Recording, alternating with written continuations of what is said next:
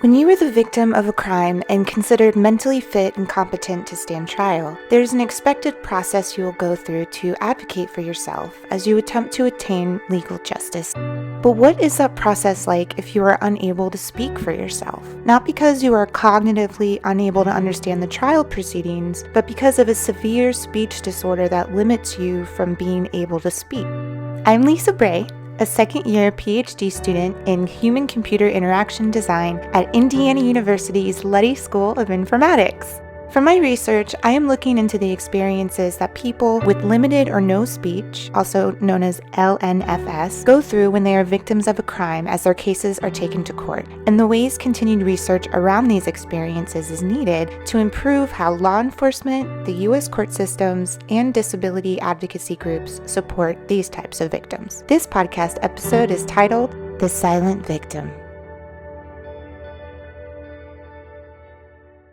I'm going to share with you a little about what LNF is, some disorders that cause LNFS, the ways court systems are handling these types of victims, stories of 2 crime victims with LNFS, and where I feel more research is needed to help better support this vulnerable population. So let's start with some facts to put things in perspective.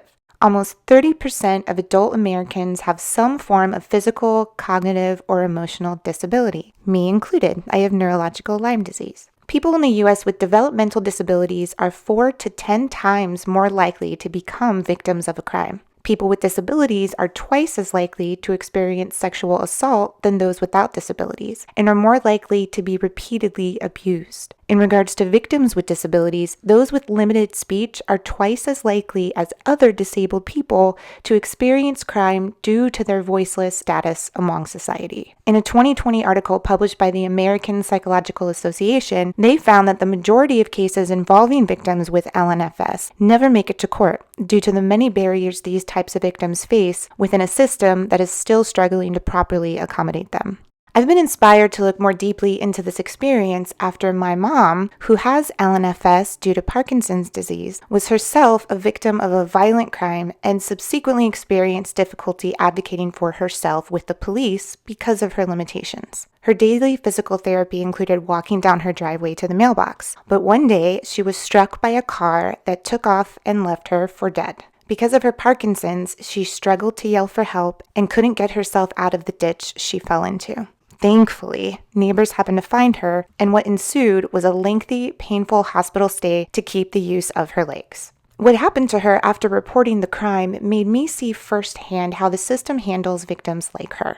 When my mom was trying to disagree with what the police were saying, she was overpowered by them. When I asked my mom to explain how she felt about the way her case was handled by the police and what she would have done about it differently if she were not so limited, she described her frustration that the police were not valuing her words, and she felt uncomfortable taking the time she needed to get out what she wanted to say. My mom told me if she were not so limited, she would be advocating for herself as hard and as long as it took to find justice, rather than just let the case go unsolved. So this made me wonder, is this a common experience that people with LNFS have? Many people experience LNFS because of things like Parkinson's, cerebral palsy, aphasia after a stroke, or even PTSD. When it comes to people with LNFS, a stigma can be formed that because they cannot speak, they either A, have nothing to say, B, need someone to speak on their behalf, or C, are cognitively damaged. The damage that stigmas cause starts at the very beginning and can define everything that comes after. Competency in trials is important to bring up because this is one of those areas where stigmas can lead to incorrectly labeling a person with LNFS as incompetent and profoundly influence the way their case is handled. And surprisingly, this is happening by judges, not the average uninformed public juror. If this is happening with judges, it means there's still a lot of education needed at the very top levels of our justice system and better tools in place to assist in these extremely important decisions for the fairness of the case and the dignity of the victim. Let me tell you the story of Ruby McDonough.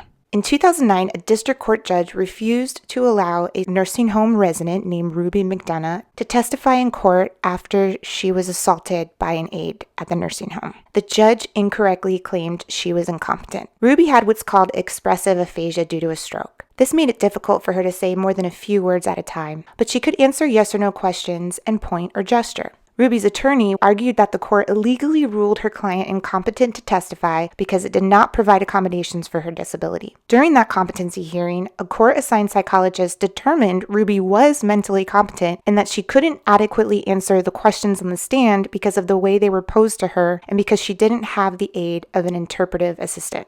I imagine Ruby is not the only crime victim with LNFS who has gone through or is currently going through something like this. The difficulty with trying to support people with disabilities is how different and personal a person's disability can be, and how important it is for those differences to be understood on an individual level by the criminal justice system.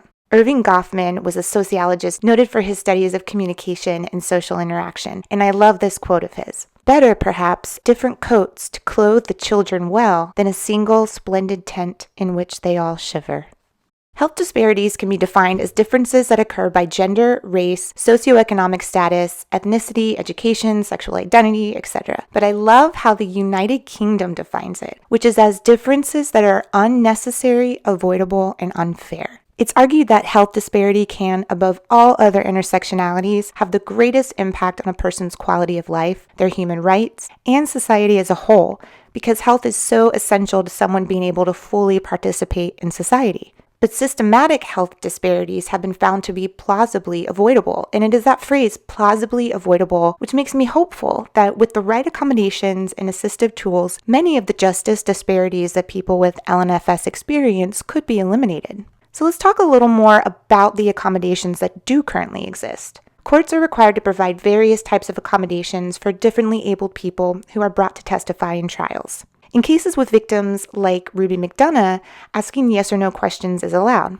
Personal interpreters can assist the disabled person during the trial. Nonverbal methods of communication, such as using gestures, symbols, or demonstrations, can be allowed. There's also assistive tech like eye tracking technology, hands-free mouth-activated computer screens, the use of specialized vocabulary selections and communication boards, and mobile phone communication apps. Did you know nonverbal stand-up comedians are using these communication apps on stage? So what, as researchers, can we do to help these types of victims? Despite ADA laws and training, police enforcement are frequently reported to be unable to properly handle victims with severe disabilities. Some of the common issues with law enforcement are not knowing how to communicate with victims with disabilities, a lack of knowledge around specific types of support available to the victim, and the assumption that the victim will be an ineffective witness due to their limitations. There needs to be more education and training adopted nationally and consistently as these understandings evolve. While it is possible to track how many cases in the U.S. involve crime victims with LNFS, it's difficult to have an extensive review, and it's difficult to know how many crimes in the U.S. have gone unreported and the reasons why. It's also difficult to truly know how the crime victims feel about their experience reporting their crimes and if they felt justice was achieved. I would like to take inspiration from the stellar work done in the 2020 San Diego Virtual Crime and Survivor Summit, which brought together many different groups that interact with crime victims with disabilities to give voices to their experiences. I would love to expand the research in this area to interview people who have been victims of a crime and had their case seen in court, and learn from their perspective how they felt about the process, what accommodations they were provided, how their literal and metaphorical voice was heard or silenced, and any successes or difficulties they had throughout that process. And now for the two most enjoyable words to hear when listening to an academic podcast. In conclusion, cue the dramatic music.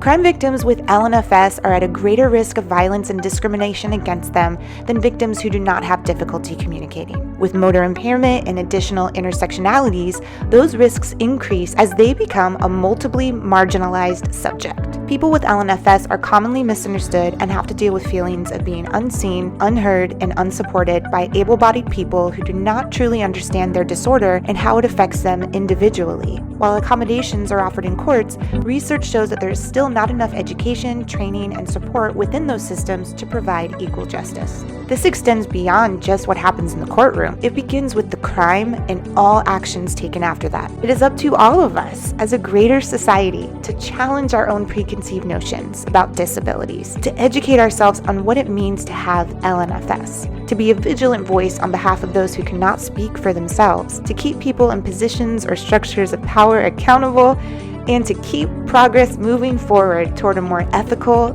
equal, and just treatment as people with LNFS attempt the important transition from victim to justice seeker to survivor. A crime victim with LNFS may be a silent victim, but that does not mean they do not have a story to tell. It just means they need someone to find out how to listen.